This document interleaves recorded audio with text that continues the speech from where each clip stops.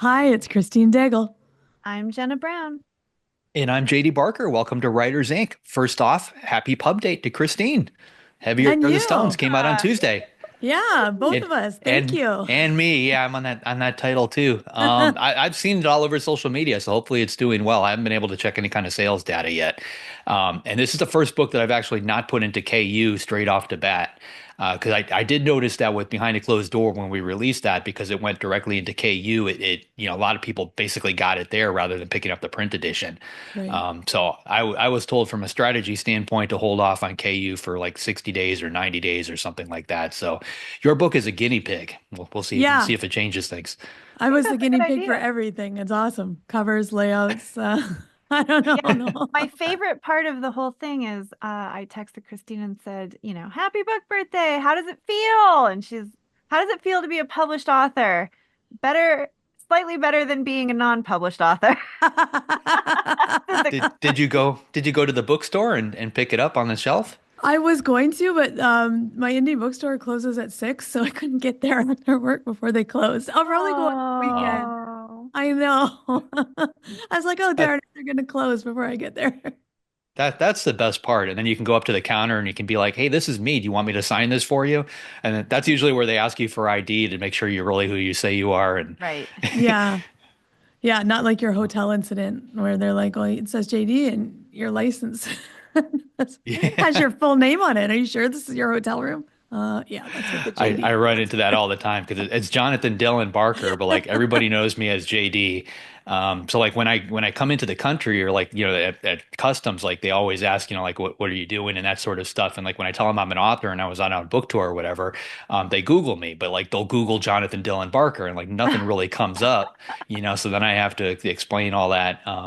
I did some experimenting too. So I did some surgery on my eye, which I've had LASIK a bunch of times. I should probably give you the backstory on this. So I started wearing glasses when I was younger. I probably needed them when I was in like middle school and high school, but like I refused to believe that I needed glasses.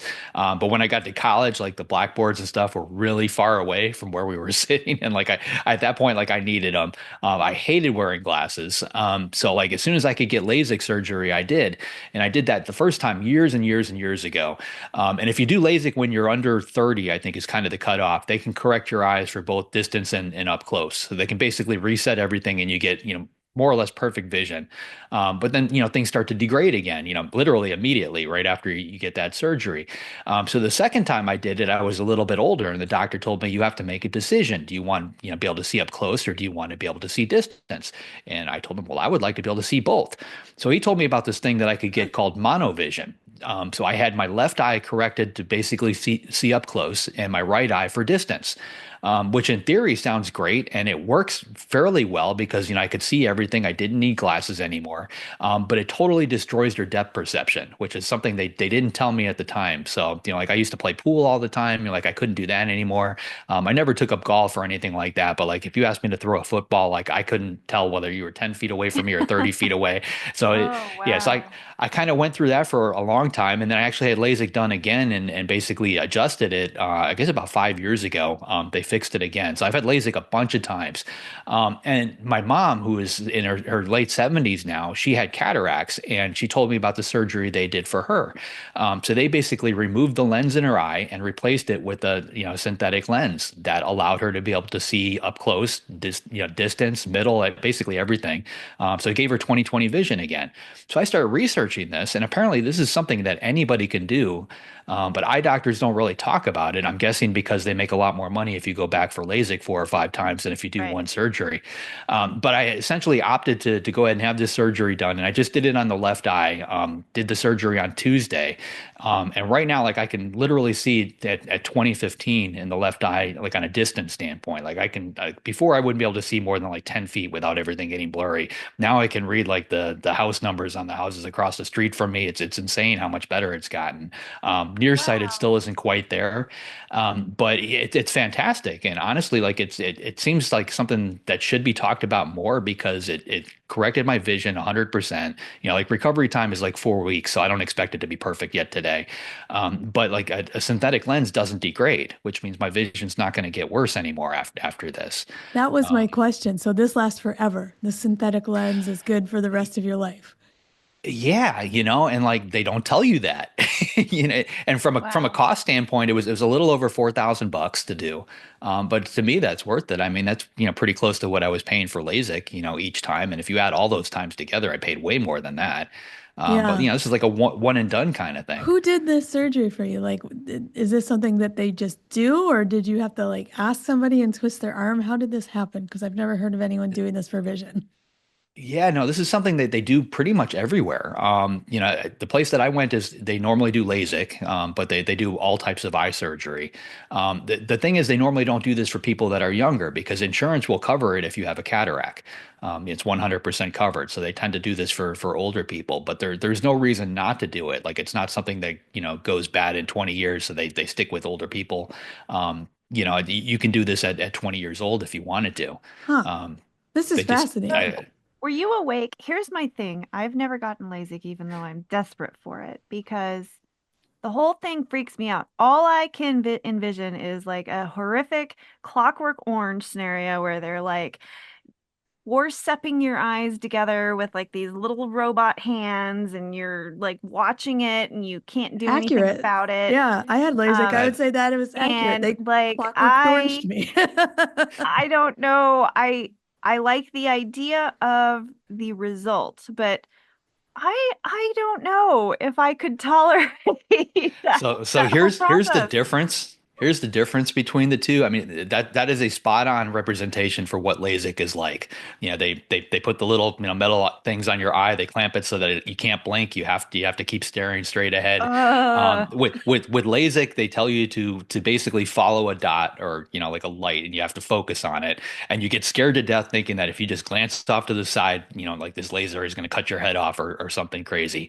But you basically have to stare at this laser. The part they don't tell you about is the smell. So when you get LASIK, you can oh my actually smell. You can God. smell that, which is probably the most frightening part of that experience. But with what I just had done, it kind of takes the horror level to a slightly elevated spot because not only do they clamp your eye open, but you can see a doctor coming at you with a scalpel, and Oh you my have to God. continue looking straight forward. The weird part Oh is my there's gosh. no pain. They give you a Valium to basically calm you down. So as creepy as all this stuff is, you're more just an observer in the whole thing. It doesn't really freak you out quite as much as it could if you weren't medicated. But Oh there's no my pain gosh. involved. Basically Oh and my it's God. over in This is probably like my it's like maybe nightmare. it's like a minute. Of total time on of this actually happening. I would do this. And yeah, I'm gonna wait. Like it's been a couple of days, and like my vision is tremendously better at this point. Like I couldn't see distance at all with the left eye, and now I can see as good as I can with my other one. But 4 weeks it's supposed to be at the peak of what it's gonna get. As far as this is as good as it will get in 4 weeks. If it's is where I think it's gonna be, I will probably do the other eye because my right eye can only see distance at this point. I can't see up close. Um, there's no point in waiting for me. I would rather just, pay the money and have, two eyes that are working the way they're supposed to instead of one trying to compensate for the other because it creates headaches and other things, if you've got any kind of Yeah. vision problem, so All I'm right. going Well, to follow up on this. I will I have to would find a totally do it. doctor who does that memory, who gives that memory blocker, Oh, yeah. they have that's fine. I don't want to remember any of it. That's The LASIK, I remember what JD said too, but it also felt like gritty when even though it was quick, it kind of felt like having sand dumped into my eye. I had it 22 years ago. Um, and just this year now I need reading glasses. And I was like, okay, forget it. I'm just going to have my reading glasses, but I'm going to check in with you, JD, in a few weeks and see where you're at. I'm going to consider yeah, so it. just to clarify that, because I know other people have had LASIK, yeah, like that gritty feeling that you get after LASIK, you don't get that with this. Like I literally had no discomfort at all, other than things were blurry. For like the first day I couldn't read anything. By the my eyes were still dilated too, like my pupil was just ginormous. But by the following morning I could read some things. Now I can read most things. So but there was no discomfort at all versus, like with LASIK, you do have that, feels like there's something in your eye for a couple of days and you have to try not to rub it. And, I had none of that. That's cool. that is freaky. All right. AI Kevin, what is in the news? All right, in the news this week, Esquire magazine layoffs. Esquire Books and fiction editor Adrian Westenfeld was one of those affected by a wave of layoffs at Hearst after working there for nearly 9 years. Westenfeld transformed the book section into a viral destination for long-form storytelling about how we read now. As the Chicago Tribune wrote, it is writing about books that is smart and goes beyond the listicle without being only for the literati. Features and political writer Kelly Stout, and was also among those laid off. So I reached out to Adriana and talked to her about this, and I actually hired her on my side. She's going to be editing all my future co-authored books and my solo titles. So, Nice. positive outcome I think for this in general. The flip side is legacy media across the board, whether it's television or it's print, like they are cutting and scaling back tremendously. And with AI coming up, I think that's going to dig even further into all of this. I mean, I don't know anybody that reads physical magazines anymore. Like I still get a copy of Wired magazine, which I ordered a few years ago because I just kind of missed the nostalgia of having an actual magazine. But after a couple of months of getting it, and like I still found myself reading the stories on my phone more than anywhere else. And frankly, the only reason I still get it is because I haven't been able to figure out how to cancel the stupid thing. If you like log into a website and try to cancel a magazine subscription, it is like the 12 circles of hell. It's like virtually impossible to get through it. So are they did you find out, are they getting rid of, because I know Esquire, they were one of the places that started they had like the longer interviews and as they said, like listicles, but more than listicles. Are they getting rid of that whole department? I didn't ask. I felt like this is just all too new, and I didn't want to go there yet. But Yeah, yeah. I hope they don't. There's tons of magazines. There are a few magazines left that really do that sort of thing. Esquire was a I really good know. one for it. And if Hard that to goes away, find. then those outlets are going to be gone. And like even now, like those spots are basically reserved for the real big names. Yeah. Oh As yeah. somebody come up and coming, it's near impossible to get in there. Tell me about it. Yeah. Just sad to have less outlets for book reviews is always sad. Yeah. Yeah. Next up, Costco to keep book sections in 100 outlets year round. After word spread that Costco was planning to implement a holiday season model, selling books only in the final 3 months of the year, starting in 2025, various sources now say the mass merchandiser has committed to keeping bookstore sections year round in 100 of its more than 600 locations. The remaining stores will move to the September-December book selling model, and publishers will also have the opportunity to sell promotional pallets in stores. While overall sales to Costco are expected to decline, publishers are relieved by the commitment to maintain book sections in some stores. Books compete for space with more profitable and easier to stock products. Oh, this is a win. I hope that they keep them at my Costco, but I'm Yeah. glad they're keeping them in some Costco's. That book section's the best. Okay, so you actually buy books at Costco. That was going to be Yeah, my question. I do. Yeah. They used to be like the best price. Amazon, they're sort of like, mostly the same, but sometimes they'll be on sale. But I I like they'll have like special editions sometimes in there, which is kind of nice. Um yeah, but I don't know. There is something about buying a book at Costco that I can't resist, and I couldn't tell you what it is. Maybe it's just imprinted from youth, but it just makes me very happy. I don't have a Costco membership because I just despise the Costco shopping experience, but my mom What? has one. I do. I hate that. Like if I had to be in Oh, hell, we're gonna it discuss would this just be later. Costco. But I hate shopping in general, so that's a me problem. And like when you just gigantify it in a warehouse, that's like, I don't know, I have some kind of panic reaction. But I do go there occasionally with my mom. She'll drag me there, and the book table is my favorite part. I'm like, Yeah. just leave the rest of Costco alone. They're just tables of books all laid out, and you can browse through them, and it's Yeah. awesome. I love it. Yeah. Yeah, That and they that's the part usually that's fun, right? It's the yeah. hunt. And they'll have like for the holidays, they'll usually do like gift sets too. So if you're looking for like a whole collection, especially like for kids, they usually have some really fun things like that. So anyway, I'm glad they're keeping it. It makes me happy. Same. Well, we talked about this a few months ago when they talked about dropping it, and the main reason from their standpoint is, because they sell everything in bulk, they literally just bring up things on a pallet with a forklift, drop it in the middle of the aisle, put a sign on it, and they're done with it. The books were always the exception to that because they had to take those pallets, they had to unpack them, put the books on the table. Weeks later, then they had to pack those all back up again. There's a lot of employee time involved in all that. From the other side of it, if you're a publisher, where this becomes problematic is Costco orders a ton of books, Yeah. and they're able to return whatever they don't sell, so they can order in the tens of thousands of a title coming out, and they can just as easily a couple weeks later return those tens of thousands of books back to the publisher. I was told at Simon and Schuster with like behind a closed door when that was coming out to actually not include Costco just because it's such an unknown, when those books go out the door, you don't know what's going to be coming back. Where I'd honestly like to see them go, because I think everybody has that same type of experience. We enjoy the hunt. We like picking through that table and finding some, obscure book that we may not have known about, or, we don't necessarily go in there looking for, this week's latest and greatest bestseller.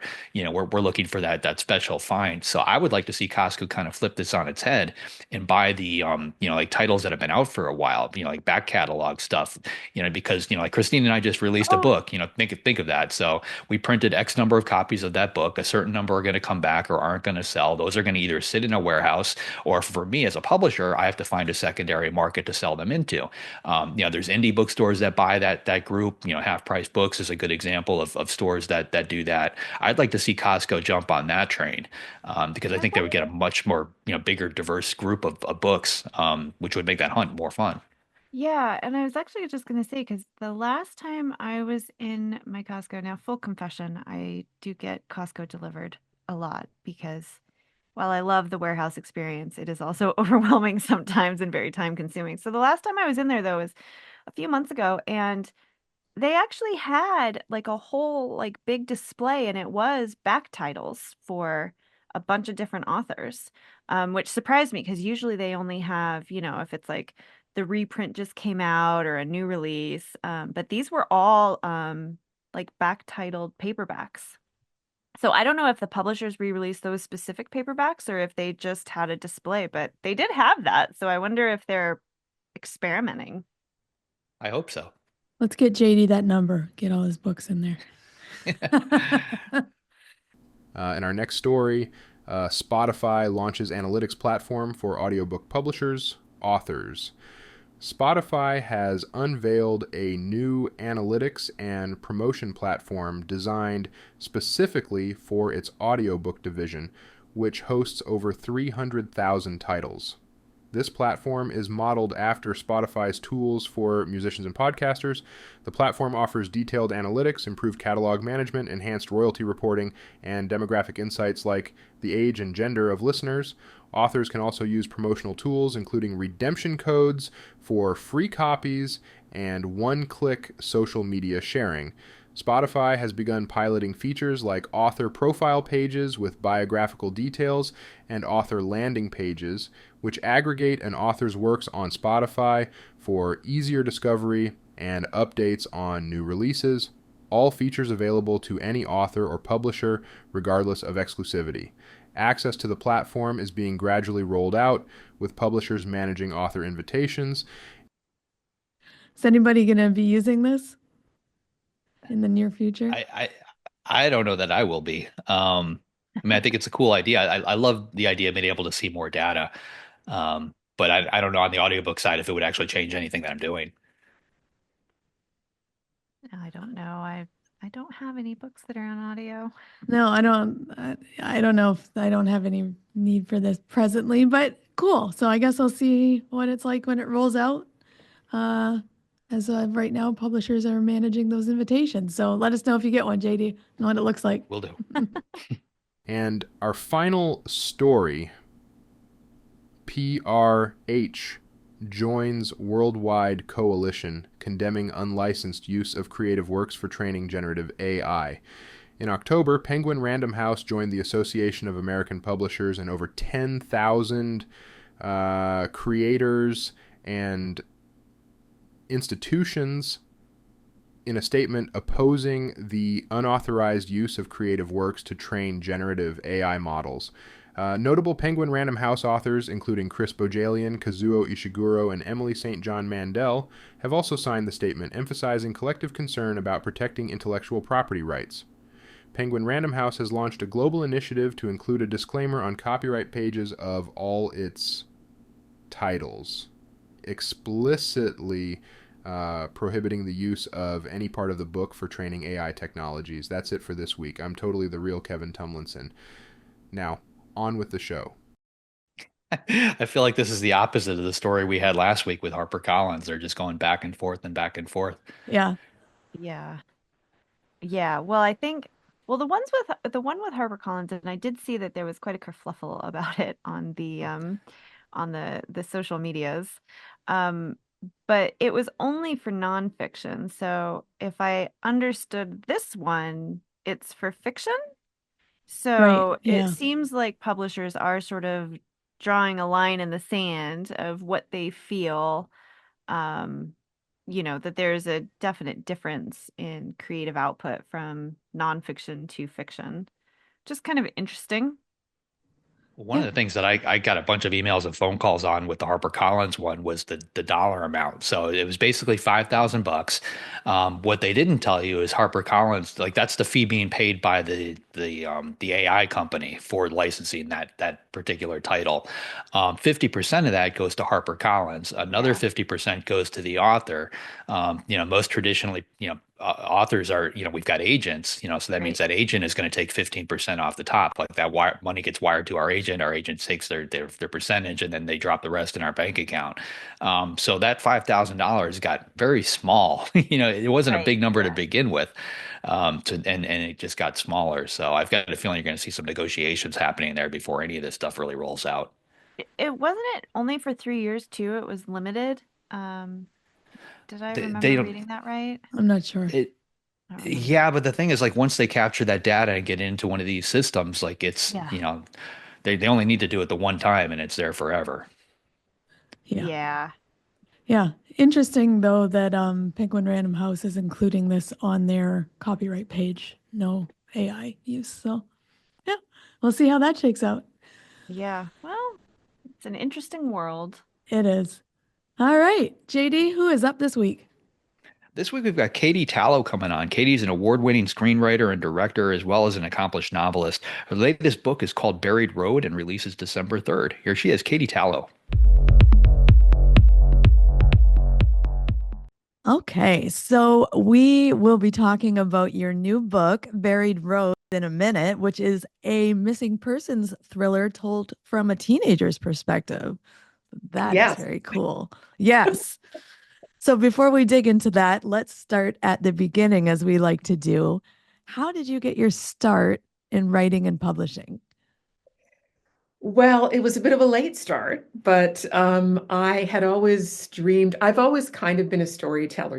As a kid, I was the kid making my friends put on plays, and I was always kind of telling stories in one way or another. And then I studied English, Lit, and film studies in university, still striving for that storytelling element. But then I went to college after that and studied TV broadcasting and started telling stories through pictures and got into that arena. So for about 2 decades or more, I was producing TV, movies, short films, all that sort of stuff. So I got to write screenplays, and through that whole time had a career going on, a family, and always in the back of my mind said, I should write a novel. I really want to write a novel. But that's about as far as it got, a lot of talk and not doing, partly because I couldn't find my way into it. Seemed like an onerous thing to take a 300 pages and kind of, where do you start? So I read Stephen King's book on writing, called On Writing. Yeah. And in that, he kind of gave me a hint as to a way in. Um, and it was to take a couple of characters and throw them in a situation, which apparently is how he writes a lot of his novels. A group of people, two people, whatever it may be, throws them in a situation and kind of lets them take you on a journey, take the writer on a journey, sees where they want to go. And so I did that and ended up with this manuscript, which I thought, okay, this could be a novel. And I entered it in a UK contest for women writers called Mislexia, and it's for unpublished women writers. And I actually won that contest, which really made me think, okay, I can do this. Yeah.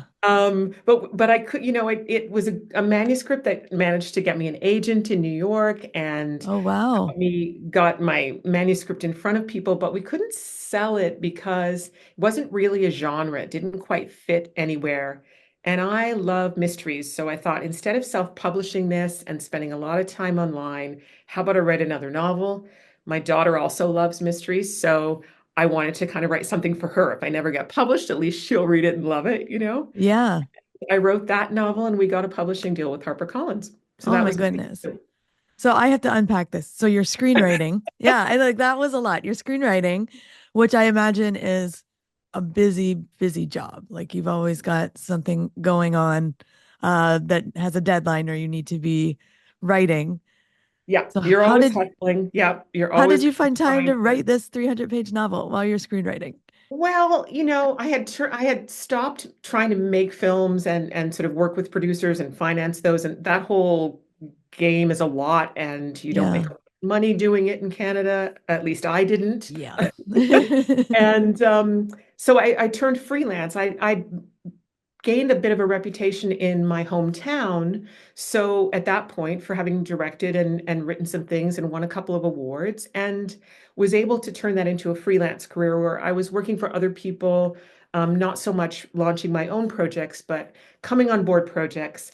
Um, and then those projects have gaps between them or have moments where, they've gone to the edit suite and you're not involved anymore or something like that. So I had gaps of time, and so I used those gaps of time to start writing and start figuring out how to write this manuscript. Wow. So you had some like chunks of time between writing the novel, so it wasn't like one fluid go.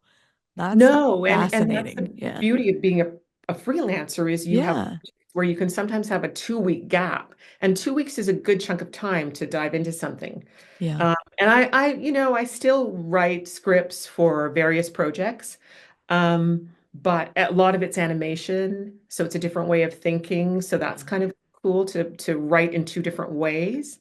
But again, I still have those gaps, and so I've just had to learn how to keep the momentum going on a bigger story and how to keep all the characters and twists and turns, and because I do write kind of complicated mysteries. So Yes, you lots of do. characters, lots of, Yeah. deep stories. And so to track all that became kind of my method to harness the madness. Yeah. So do you outline it then to keep track of where you are, or how do you, or do Well, you I didn't just I didn't pants? start as an outliner. I Yeah. started kind of using Stephen King's just go Just go. method, fly by the seat of your pants. I think there's actually a term where writers say you're a pantser You're or a a pantser. Yeah. yeah, yeah. So I was initially, but that didn't really work for me. I'm much more of an organized brain kind of person, and I like to see things. I like to see the big picture. And I started out using actually I'm very tactile too, so I needed to see it, not on my computer. So I created this bulletin board with color-coded cue cards that outlined each of the acts. I still see things in kind of like a screenplay, 3 acts with turning Right. points and all that sort of thing. So I would outline it in terms of A stories, B stories, different colors, so that I could look at the board and see the whole and see where it flowed, because rhythm is really important in a story, and see if it's weighted too much at the beginning or to the end, and how the momentum is happening between all the threads.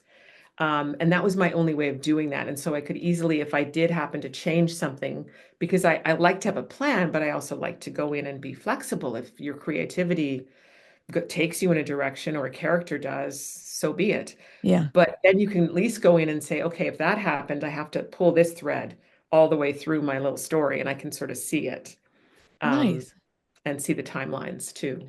Yeah. So I think that's probably similar to screenwriting in a lot of ways. I always think it's interesting to consider what's the same about screenwriting that translates to novel writing and what's different. And I feel like that those A, B stories, the threads, three acts, turning point, all that is the same. But then to write a screenplay, it has to be so visual. Like you have to be able to see it on camera because there's no real internal unless you're doing voiceover, which, isn't that common. Um, and it's so sparse, right? You just have to get the main parts down. So I'm curious what that transition was like for you from screenwriting to novel writing. Do you find it similar, different? I think for all the reasons you listed, it's similar, but I also think that story is kind of similar in Yeah. across a lot of different things. And if it's a good story and good characters, I mean, I think for screenwriting helped me learn how to write dialogue, which we see in novels as well. It also helped me realize, I mean, with screenwriting, you're telling a director, here's what I'm seeing, here's what I'm visualizing. So there's a lot of show, don't tell, which is always good storytelling. Yeah. That someone is sweating and their hands are clenched is better than saying they're nervous. It's more interesting. You're seeing something. And I think for me, my novels are movies. They're playing out in my head. I'm hearing the dialogue. I'm actually saying it out loud, which is why have to keep my doors shut because everybody thinks I'm a little nutty. But I need to hear it and see it and play it out. And I really do. The visual is so important to the landscape, the character's internal landscape, in a sense. What's happening visually, where they're traveling, even, is really important to me. And the atmosphere of that really, how the moonlight, everything, sunshine, all of that stuff plays into how the characters are impacted by their environment and what's happening. That's awesome. So, okay, so you've made this transition, you've written this novel, you've entered a contest, and you've won. And then they just gave you an agent? How did that No, how did that work? no, How did no. Well, one of the judges was actually an agent, Okay. and she wanted to represent me, but she was in the UK, and I thought it made more Yeah. sense. I've been sort of shopping for an agent prior to that, Yeah. because I did have the manuscript and I was on the long list, and I thought, well, this is good. I can sort of at least say that to prospective agents. And I was looking in Canada and the US and trying to find an agent or at least an author that I thought was kind of like me in a way, or at least my vibe was like theirs. And I had read this novel by Peter Heller called The Dog Stars, and it really seemed like up my alley. In terms of the kind of voice and the way he wrote. And so I looked into who his agent was in the acknowledgments of his book. And then I checked on a few other authors. And I actually reached out to these authors and said, what do you think of your agent? Is he, and, across the board, it was like, he's the best, he's great, and I had approached him with just a really quick two-line saying, I kind of write a little like Peter Heller. I think you'd like my new manuscript. What do you think? And he wanted to read it, and then we chatted, and we realized we were kind of good for each other, and and I signed with him. And he's in New York, and that was kind of exciting for me. I thought, well, he's in the Yeah. hub of publishing, and seemed to know everyone and was able to get it in the right hands. And it was really a few things, genre being one of them, that it didn't fit a genre. And as I've discovered now that I'm in the thriller kind of crime mystery space, there really is, everything's tailored to genre, including your Yes. podcast. You know, Yes. genre is kind of what drives the book industry. And so I just, it was kind of a romance, it was kind of a mystery, it was kind of a bunch of things. So Okay, uh, so there was like too many elements and not one clear, it not one was a clear blend. path, and I think it just was a timing thing, and it was a risk. Yeah. And I'm an unknown as well. So this is my first novel, so publishers weren't quite ready to jump on it. But once I wrote a mystery thriller that was clearly that, Dark August, which was the first in this trilogy that I've written, that clearly fit in the genre, and we got a great response for that one. Nice. So will that trunk novel ever come back out? Would you change it to be more strongly one genre, or you think you're going to leave it in the trunk? Good question. I ponder it all the time. Sometimes it pulls at me and tries to drag me in the trunk. But no, I think I'm moving forward. Hard to say. I would Yeah, never say no because there's something about it that is really raw and fresh for me because I didn't know what I was doing, and there's kind of elements in it that I think are really good. So I might revisit it in a moment of weakness, but but I've written this trilogy and I'm actually just finishing a first draft on a fourth novel. So I've gone in another direction, but it is there as a possibility. okay. So the fourth novel will not be in the August No, series. No. no, no, Okay. no, it's a whole new character. So Very cool. So I want to talk about that, but just before we move on, so you didn't really have, I'm always curious, being Canadian and not clearly being in that UK or US market, it doesn't seem like you had really any challenges getting into the US market, finding an agent. Like that was fine. Being Canadian was fine. yeah, it never really came up. Yeah. And I don't even, yeah, including the setting. Right. I ground my novels Oh, I very much in saw my it. own neighborhood, Yeah, I in saw my that like Canadian Tire and Giant Tiger and No Frills, and I'm like, are my US friends scratching their heads right now and being like, what is this? Like, what are you talking about? sort of Tim Hortons, but other than that, yeah. Yeah, No, I do that because it's really important to me to kind of walk around where my characters are walking around. I really do kind of step into their lives and like to live them and see what they're seeing and my hometown means a lot to me. So I grounded in a place I know, and it never once came up with HarperCollins. My editor yeah, is American, and she was never said, you gotta make this more American, small town America, or no, never came up. And I think for me, it adds layers of detail and texture that I wouldn't necessarily expect everyone to know. Sure, they might not know Home Hardware or Canadian Tire, but yeah, just as much as an American reading a British novel might not know what it's like to live right. in a little British village, it doesn't matter. I think it's just you're transported into this world no matter where it is. But no, I'm lucky, I guess, that I got to step into I mean, I'm with HarperCollins US and I'm Canadian. Yeah. But the beauty of being that is that I am automatically given a Canadian publicist as well as an American one. So Oh, that's nice. Yeah. so kind of the best of both worlds. Yes. I'm glad to hear that. And, we might have to explain that Canadian Tire sells more than tires. So It it does. I can't think of a comparable thing in the US, but I'm sure there is I one. can't either, but yeah, I know they're, yeah, Home that's just, we Depot, have no, that might be tires and kitchenware. I don't know. tires and, yeah, plants and stuff. Plants. Okay. So let's talk about the new book, Buried Road. It's your third book featuring the character Gus or Augusta. And Augusta. you've decided to tell this one from her teenage daughter's perspective.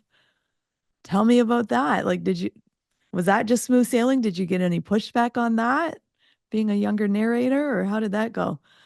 Well, the thing about me is I don't tell anybody what I'm doing. I just do it. So no, I did not sort of share that idea. Um, I wanted to evolve this character. It's really this trilogy started with Gus's story and was really it's third person, but it's really her point of view, her perspective through those first two novels. And she has a child in the second novel, and so I wanted to leap forward 13 or 12, 13 years and tell it from her daughter's perspective. I wanted to sort of evolve how we're looking at Gus and make it more interesting. It felt like kind of coming full circle, but I also wanted to see her in a different light, kind of from a daughter's perspective, because the books are really layered with mother-daughter relationships, and it seemed appropriate almost for her daughter to tell her story at the end. It kind of brings it full circle because she starts telling her mother's story. So Gus does. Yeah. So it's grandmother to mother to daughter, in a sense. And I really love exploring that, and also layers of memory and family and that sort of thing. Yeah. I mean, it's solidly an adult book, and you're telling it from a teenage perspective. Were there any challenges you had with that? Like, I mean, some pretty awful stuff happens to her. She's dealing with some pretty adult themes. How did you balance that using such a young perspective? And I know you have a daughter who's probably about what, I'm not sure exactly age. I mean, it must be tough writing a character you're doing such bad things to, having a daughter yourself. Well, I have to say I've read some YA books that go way further than mine did. That's true. That just sexual assault and murder, and there's really not that happening in here. It's scary situation she's in, but I loved the idea of trying to get inside this young person's head so that she's seeing the world in a whole different way. And her observations are really interesting to me. They're much more interesting than an adult observation in a sense. Much more innocent, but also she kind of learns and grows. And I wanted there to be that vulnerability too, that heightens and kind of raises the stakes, which is always something you want to do in a mystery thriller. That this poor kid is being dragged by her mom across this, county, put in these dangerous situations, but she kind of embraces it and is a little bit scared at first, but her evolution too, I found really interesting. And I think balancing it was just a matter of saying it's okay. And part of what I'm exploring anyway is complicated mother-daughter relationships. And you don't do this to your kid. As an author, I can do it to her. Yeah. But as I'm sure people will say, as they did in the second novel, she's a terrible mother. That's kind of what I'm looking at, is the different ways we can be a mother. Is she being a bad mother because she's putting her daughter in danger, or a good mother because she's searching for the truth and showing her you never give up? Yeah. And not every mother is perfect in every situation. That's very true. That's very true. But our kids, forgive us. Yeah, usually they do. Eventually. Yeah, so I liked what you said there. It's a different look at the character. So it's fresh eyes, right, on a character. And she's kind of got new eyes on all these experiences that she's going through too. Like, she's not some gruff, adult who's been through this before. It's kind of her first time being through these experiences. So we're seeing it through new eyes, which makes it more interesting. And we know her mom's a badass. We kind of know who she is, and if we've read the first two. But if we haven't, what's interesting, I feel, about the series is that the books are so different and kind of stand alone as a full mystery into themselves, that you could read them in any order and still get those layers, because all of them are full of the past and present and link in some way. And if you read Buried Road first, you could go back and then learn more about Gus from her childhood onward. Yeah, that's a good, smart point. So I'm just curious about, like, the buried roads thing. I don't want to spoil, but that's very cool. People should read the book to find out what that is about. Did you have to do a lot of research for the book? There was a lot of stuff about birds. I'd love to hear more about that. I do research, but I try not to go down too deep, because you can spend a day doing it then, and you're not writing, and the momentum has to stick with the book. But I love that area. Prince Edward County, where I've set the novel, is one of my favorite places, and it's that I kind of know really well already. Birds, not so much, but birds to me are just such a, I don't know what it is about birds. I've always been attached to them somehow, metaphorically, even. Just there's some way that they sort of haunt you, and maybe it's from Hitchcock's The Birds, I don't know, but there's something about them that's kind of creepy but also interesting. And the fact that they forge families, and Howard, one of the characters, is very much into learning about the little facts about people and things and nature and science. And so his interest is kind of layered in there with the birds. But Prince Edward County's really something I know quite well. It's funny because a lot of the locations don't exist anymore, and it's kind of set in the future. So it's sort of this weird mix of fact and fiction. But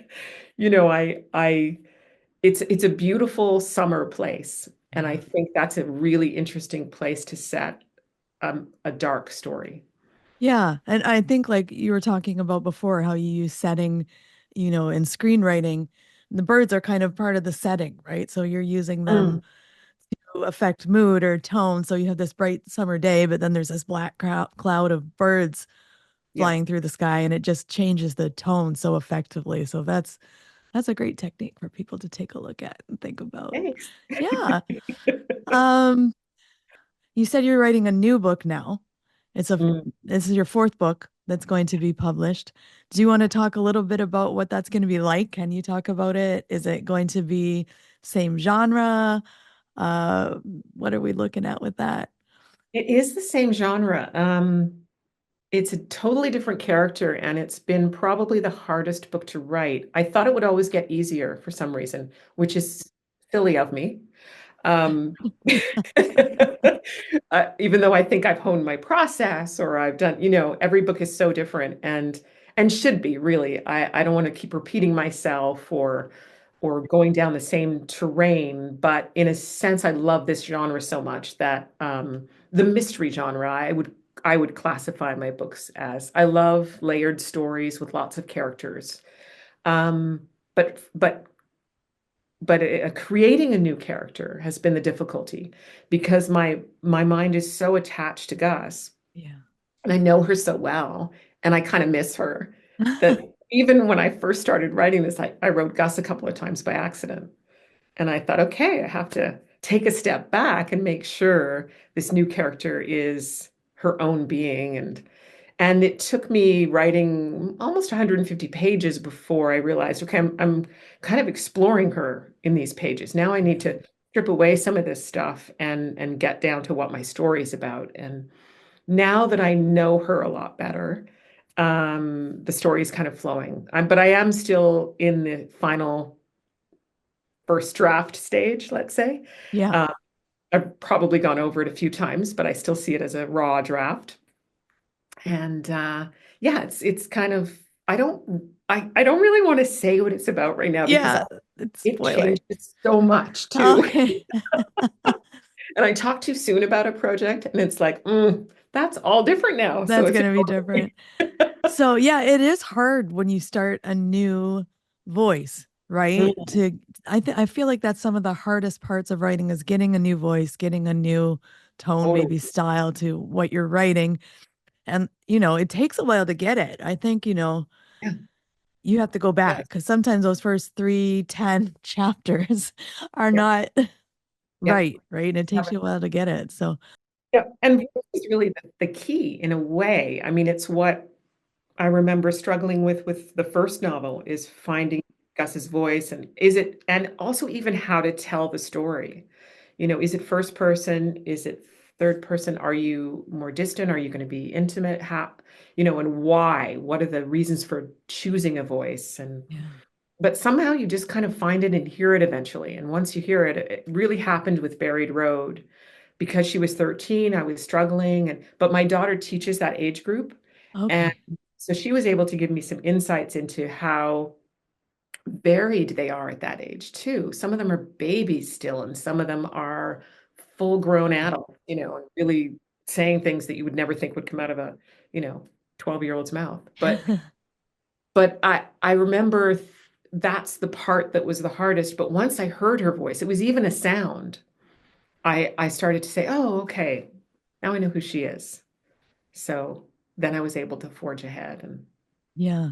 I think voice is such a difficult thing because that's what people want in a book. And they're like, how do you get voice? And it's like, I don't know if I have a good answer for that. I don't know if I um, either. I mean, yeah. it's who you're hoping the reader will connect with. Yeah. Even if it's just the point of view, you're just somehow that character has to be so important to make them want to continue reading. Right.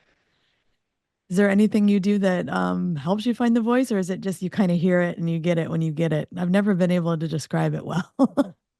Oh, yeah, as a process, gosh, voice is a really strange thing. I think you try things. It's really a trial and error.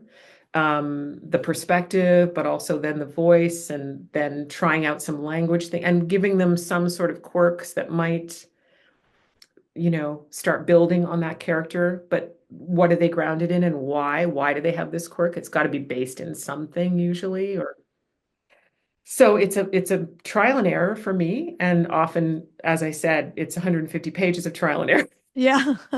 sometimes, Yeah. and sometimes it's not, it's just there. Yeah, I think that's right. I think that's you got to trial and error, maybe read it out loud a little bit, and Yeah. Yeah, sometimes yeah. something will click. I'm always talking out loud. Yeah. Always. Yeah. Yeah. Okay, so now you are several years into your career of novel writing. I have a question that we like to ask everyone. If you could give a piece of advice, something someone has given you, or something that you have learned along the way to authors newer or more advanced, what would it be? Um, I think the biggest thing I've had to keep relearning is that it's important to get that first draft out. Yeah. It's something that I've really had a hard time with. I like to I'm a bit of a perfectionist, so I go over and over the first 15 pages 35,000 times until I can move forward. And I was doing that for a bit. And then I realized, no. So I have this sort of mantra of just keep going, and not worrying about it because it's really going to be crappy, that first draft. Yeah. Really bad. You don't need to show it to anybody, it doesn't matter. But then you have something. It's like a piece of sculpture that you can then start molding and working on. But until you have anything, you're not really anywhere. So for me, I found momentum was really important. So I would just say keep writing until you have a draft and then go back after and start looking at it. But I don't know if that makes any sense. No, it does. I think, But finishing a book is the hardest it thing to is. do. It Yeah. is. And it can be really bad, and that's okay. Yeah. Because what you're reading on the bookshelf at the bookstore is something that has gone through multiple edits and feedback and, draft after draft. It's not that first ugly draft. It's okay to be ugly, you know? It'll get cleaned up later. So, when talking to authors and hearing kind of about their origin stories and how they've come up, contests come up a lot. So, I think we should run a contest to find JD's next co-author. Should we do that? That's not a bad idea. Have you guys entered a writing contest before? I've never actually done that. I have, yeah. Yeah. I did. I have a few different times. The last one I did was for the first 5,000 words of What Dies in Vegas and made it all the way to the end. And then was told no. So yeah, I feel like I probably have. I just can't remember. Like earlier in my career, I think I probably have. I, but I don't do fees ever. I hate doing contests with fees. I'm just like against that. I don't know. I'm like, you should be paying me. I should not be paying you. I know there's labor involved and whatever. I think I did one, maybe that was like, could your book be a screenplay? And I got to the end of that or whatever. But the only other one I did was Pitch Wars, which is not exactly a contest. That was get a mentor and have them help you with your novel, which was kind of a contest. worth it. Yeah. Spend 3 mean, months with someone farther ahead of you and rewrite some stuff. That was cool. Yeah. I learned a lot. So, but I think that's it. What about you, JD? Did you ever do contests early in your career? Not that I remember, because I basically started off writing for newspapers and magazines, and it kind of went from there. I tried writing a couple of short stories, but just I never really got into it, and kind of focused on novels. I think you touched on something though that we should kind of harp a little bit more on it, and that's just like the fee thing. Like I think any legit contest shouldn't charge a fee, and that's my personal opinion. But there's plenty out there that don't charge a fee, so like there's just no Yeah. reason for an author to have to pay to play in that particular scenario. Yeah, it And does feel I've like heard the horror stories of where they rope you in, like they charge you X dollars, you get your book in there, they read it, you get to like the semifinals, like they really hype you up, and like you feel like you get close, but you don't actually win, and then they come at you again the next year, the next one, and the next one. And they're like, just hire our Somebody's editor, get feedback for this much more. And I just yeah, have never liked the somebody's on feel of any of that. No. somebody's on the other side of that making some money, and that makes me nervous. Yeah, Yeah. I don't know. I have paid fees. I actually don't mind. I don't think that they're I think it depends. I have read some contests where the fees are kind of ridiculous, but I think it depends on what they're offering, on what the outlet is, who the judges are. If it's some weird know nothing, and they're charging you $100 and you're gonna win $300 and the chance to meet blah blah blah, like you know, that's not really anything. But, a few that I've entered are like $20, which doesn't feel that bad. And, the prizes are 2,500 to 5,000. It gets published on their website, reputable people, if you go to like their social media, agents and editors follow them and interact with them. So to me, the upside for those types of contests for $20 seems pretty low risk, high reward. So I think it just kind of depends. But there Yeah. are a lot of predatory things out there. So I understand being nervous about it. You just got to do your research, I guess. As with anything, right? Yeah. Just make Yeah. sure that you're not getting taken advantage of. Um, One thing Katie talked about that I've heard a couple other people talk about recently is the idea of movement, picturing where characters are traveling, and how that's important. So I'm just curious, like when you're thinking about your scenes, how do you make sure your scenes have movement, or is it just something that happens naturally? And for me, I first picked up on it reading a lot of Dean Koontz books because his most high-paced, like fast action type stuff tends to be characters that are on the run. Mhm. And the second he puts them in a car and they're traveling from A to B, like that just it seems to up the tension. So I've kind of fallen back on that and used that a couple of times. Even if they're in the same building in the same house or whatever, getting them to physically move from one location to another, it can amp up the scene. Yeah. I like movement. I think I write a lot of movement. I mean, the, the whole book, I've got pirates on the run, like they're literally moving across oceans, constantly being chased. So I think it's fun. It's interesting. It's fun to think about how that would feel and what that would feel like. And yeah, like whatever vehicle they're in, how does that move? But I also like characters that are, just even walking or just fighting or anything, Yeah. just really trying to get that movement on the page in a way that, if you're reading it, you can feel that movement. Yeah. Well, I think there's a that's a reason, good like if you tip. if you watch something like the West Wing or like any television show, like there's a reason why people are always walking down a hallway when they're having a conversation. In real life, 90% of those conversations take place around a table. Everybody's sitting around with a cup of coffee in Yeah. their hand. But on television, they're always moving. There's always something going on. Yeah, I think Yeah. you want to kind of nix those talking over coffee scenes if you can, pair them with something else because it does help with pacing, like the feel that the writing is moving faster when you're pairing that with a movement. So I thought that was a really cool tip. Yeah. Um, Another thing she talked about was that that first book didn't really work out because the genre wasn't clear, and that maybe she would revisit it at some point. And I'm just curious, do you feel like you can take more of a risk writing something that doesn't clearly fit a genre as you advance more in your writing career? Yes. I agree 100% with Jenna. It's a goofy thing, and we've talked about this on the air before. Like I don't want to be like pigeonholed, put in a box as one particular genre. So if you go to my Wikipedia page, it says that I'm a suspense author and I may include elements of this, horror, sci-fi, this, that, or the other. So I try to keep that common thread in mind. I think as a debut author, it's important because, an agent needs to be able to tell an editor what your book is about. They need to be able to tell them what box you fit into. The editor needs to be able to tell the marketing people at the publisher, what box you fit into so that they can communicate that to the bookstores.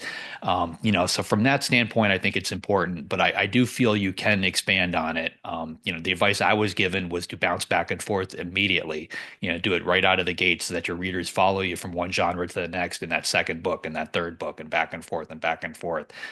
If you wait too long, and I think we've talked about this, like with Patterson, his first book that really hit was Along Came a Spider, a fantastic serial killer novel. Then he wrote a couple more, basically the same book but different. Then he got bored and he wrote a book called When the Wind Blows about a girl with wings, and his fans just blew up on him because it was just so different. If he had written that book second, and kind of stuck it in the middle of the other ones, the reception might have been a little bit better. So if you do plan to do it, I think you need to be aware of it at the get-go and try to work it into your overall plan. Are Yeah. there any two genres you'd like to mash together in one of your books? I'm not afraid of including any genre. I mean, I could take a Western, and as long as I, write it as a thriller, and, with that suspense element there, I think it would work. I mean, I could do that with a romance novel or a sci-fi novel or anything else. I think as long as that common thread is there, the readers are going to feel that it's, in my case, a J.D. Barker book, and they're along for the ride. Yeah. Yeah, I think like, there's like certain fingerprints that authors have, and you can kind of recognize them as they go and experiment with different books. But I do think that some genres are a little bit harder to like bounce out of. And so, like JD said, if you think you might want to, like I like the suspense novels, I like fantasy novels. So if I can include elements of both, even if it leans one more towards one or more towards the other, it still would have those same fingerprints, I think, that so it wouldn't feel that like that much of a, like you don't go from a sweet Hallmark contemporary romance to like this brutal military epic sci-fi. Like that might be a little too a little too chaotic, but I don't Now, know. if you want to explore something that kind of does that well, Stephen King did it with Fairy Tale. Oh yeah. It starts off more or less a thriller, then it jumps completely into fantasy world, but it follows the same framework as a thriller even while it's there, and Yeah. then it ends as a thriller. So it kind of keeps a foot in both camps. Yeah. Yeah. I think Yeah. that's probably you just have to make it feel like it fits. Even if it's a stretch, you just kind of have to have a little bit of it. And not do it with your debut. Um, so one thing that I found was interesting is this book was told from the perspective of a teenager, but it's solidly an adult book. And I'm just curious what you think about whether writing a teenager as the protagonist changes the target audience at all. Oh, I have lots of thoughts about this. Nothing makes me angrier than people who just assume that the age means it's YA. Because I think context matters. Like if you're writing, they do this a lot in fantasy where, you're writing this like really extreme, harsh world with like a 16-year-old and they go, well, it must be YA. And it's like, well, it's not. For a lot of history, 16 was not a child. They were out there going to war, um, surviving. So I don't know why we have that inclination to just assume that a 16-year-old can only be told through the perspective of YA. It comes down to the voice. I mean, I wrote She Has a Broken Thing Where Her Heart Should Be, and I basically follow a character from 8 years all the way up to his 40s. But through voice, I was able to carry the reader along. You're dead on as far as like when I wrote the prequel to Dracula, we had access to all of Bram Stoker's family notes, and one of the books that we relied heavily on was Bram's sister's diary. And she was a young kid when she wrote some of this stuff, but like the writing is on par with a 30-year-old adult today. Yeah. And we included a lot of that stuff in the book, and like people called us out on it because she's like 8 or 9 years old in the story and she's writing like this. And they're like, this just doesn't fit for somebody that age, because in today's world, unfortunately, it does not. But back in the day, they were writing at a very early age, and they did it well. Yeah. Yeah, and I think, it just I think sometimes it's also like a even in our world, like for the most part, I think that we would assume, 8-year-olds are largely the same developmentally across the world. But, depending on what someone goes through in their life, right? Like 8-year-olds can be dramatically different maturity wise and emotionally wise. And I think it does a disservice. I also think that it does a disservice to YA as a genre because, you know, YA does have predominantly adult readers, but I think that that is also why we assume that any protagonist of 16 should be a YA novel, because adults can handle some of those themes and some of those subjects. Now maybe 100 years ago, a 16-year-old could handle a lot of what gets written in some fantasy books, but today I don't know that we should be exposing them to adult books.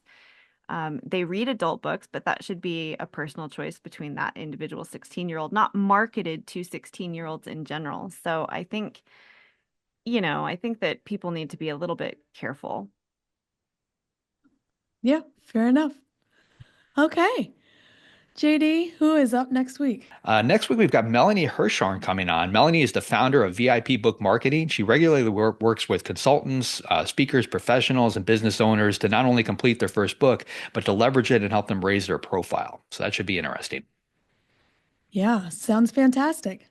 If you'd like to be notified as soon as new episodes publish, make sure you go to writersincpodcast.com and sign up now. We'll see you next episode and have a great week of writing. Thanks for listening to this episode of Writers Inc. Access the show notes and leave a comment at writersincpodcast.com. Muy bien, en las noticias de esta semana, despidos en Esquire Magazine.